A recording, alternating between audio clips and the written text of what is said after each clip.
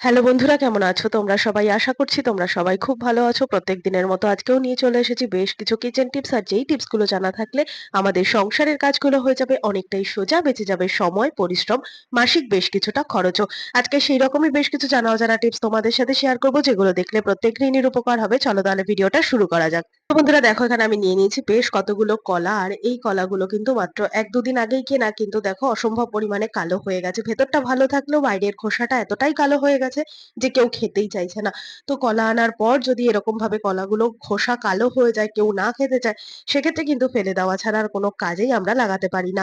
তো কিভাবে কলা এনে আমরা স্টোর করব যাতে অনেকদিন পর্যন্ত ফ্রেশ রাখা যায়, কোনো রকম কালো হবে না খোসাটা, ভেতরটা ভালো থাকলেও কিন্তু খোসাটাও একেবারে হলদেই থাকবে, কোনো রকম কালো রং ধরবে না। তার জন্য একটা খবরের কাগজের টুকরোর মধ্যে নিয়ে নিলাম বেশ খানিকটা চাল।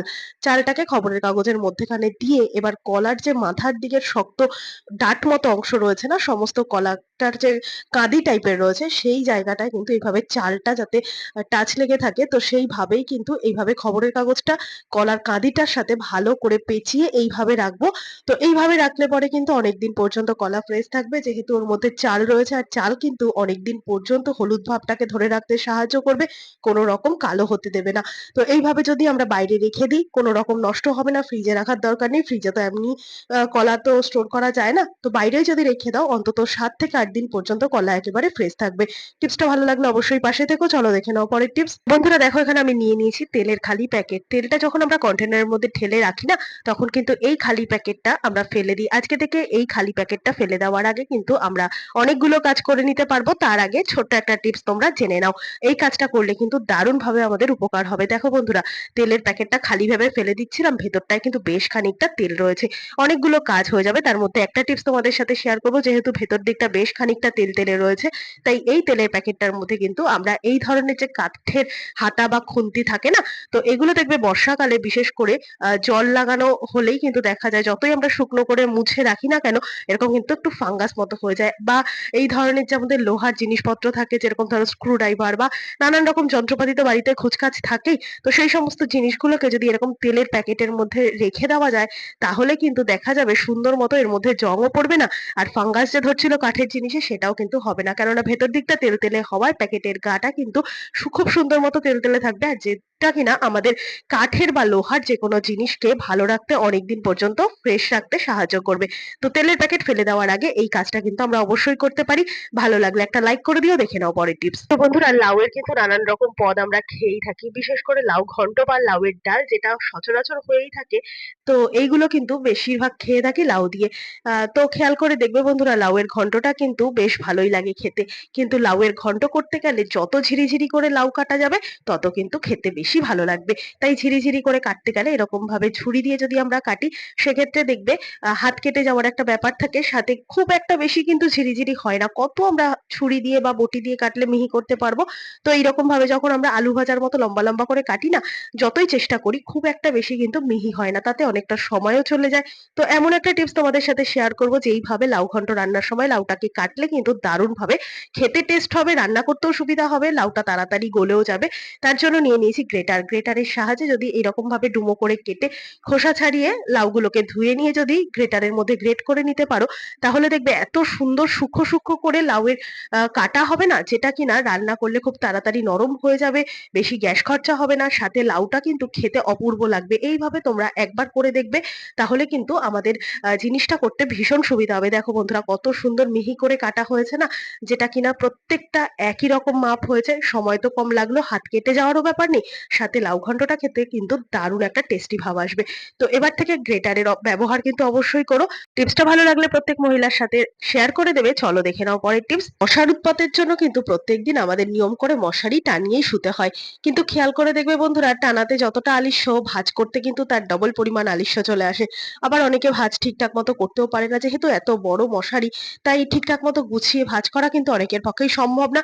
আবার অনেক সময় সময়ের অভাবেও কিন্তু ভাঁজ করা হয় না। তো কিভাবে আমরা সুন্দর করে গুছিয়ে রাখলে পরে মশারিটা দেখতেও ভালো লাগবে, সাথে ভাঁজ করার কোনো রকম সময় নষ্ট করতে হবে না, ঝামেলাও করতে হবে না।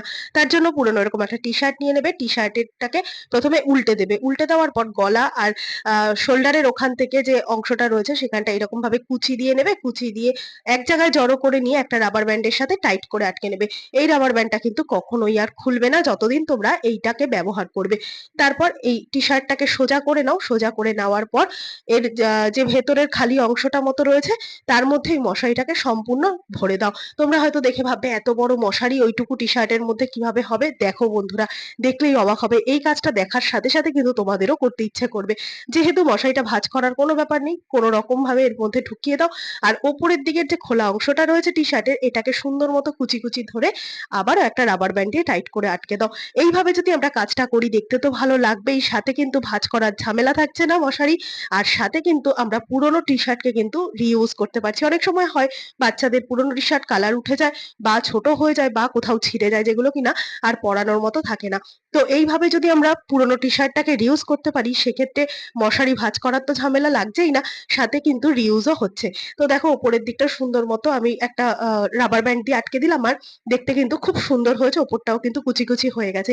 এবার এটাকে যদি খাটের এক কোণায় রেখে দাও তাহলে কিন্তু দেখতেও ভালো লাগবে, একটা কুশান মতো কাজ করবে। সাথে বালিশ কম পড়লে এটা দিয়ে বালিশেরও কাজ চালিয়ে নিতে পারবে।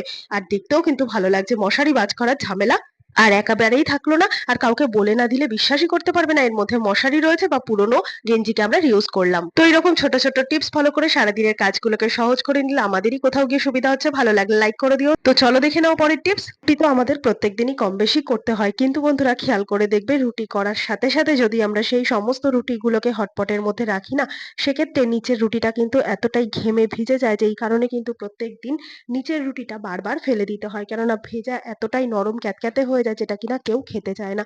তো প্রত্যেকদিন যদি কোথাও গিয়ে এরকমভাবে একটা করে রুটি ফেলতে হয় সেক্ষেত্রে কিন্তু আমাদের বেশ অনেকটাই অসুবিধার মধ্যে পড়তে হয়। আর নিচের দিকে দেখছো কিভাবে ঘেমে গিয়ে হটপটটার মধ্যে পুরোপুরি জল ভরে গেছে। আর এইরকমভাবে রুটি করার সাথে, সাথে যদি আমরা হটপটে ভরে রাখি এই জিনিসটা কিন্তু হবেই। এটাকে কিন্তু কোনোভাবেই আটকানো যায় না। অনেকেই আছে কাপড় ব্যবহার করে, আবার অনেকে কাপড় ব্যবহার করতে যায় না। তার জন্য কি করবে এরকম একটা ছোট্ট প্লেট নিয়ে নেবে। তবে অবশ্যই হটপটে যাতে মাপ মতো হয় ওরকমই একটা ছোট নেবে। তো রুটি করার সাথে, সাথে কি করবে হটপটের মধ্যে এরকমভাবে একটা প্লেট এভাবে বসিয়ে দেবে। তো কেন বললাম মাপ মতো? একটুখানি যেন সাইডটা গ্যাপ থাকে সেরকম ভাবেই নেবে, একটু ছোট নেবে। তারপর রুটিগুলো করে, করে যদি তোমরা এই হটপটের আ যে প্লেটটা রাখা আছে মধ্যে, সেই প্লেটের উপর যদি রুটিগুলোকে এইভাবে রাখো তাহলে দেখবে সাইডের যে গ্যাপটা রয়েছে সেখান থেকে গরমের যে ভাপটা রয়েছে না, সেটা একেবারে ক্যাসারোলের বা হটপটের নিচের দিকে থিতিয়ে পড়বে সেই গরম ভাপের জলটা। আর কোনোভাবেই কিন্তু রুটিগুলোর মধ্যে ভিজে ভাবটা হবে না। এইভাবে তোমরা ২ দিন পর্যন্ত রুটি নরম রেখে খেতে পারবে। এইভাবে প্রত্যেকদিন রুটি কিন্তু নষ্ট হবে না, সাথে কিন্তু রুটিগুলো ভালোও থাকবে। আর এইভাবে যদি আমরা রুটিগুলো খেতে পারি সেক্ষেত্রে কিন্তু ভীষণ পরিমাণেই নরম থাকবে।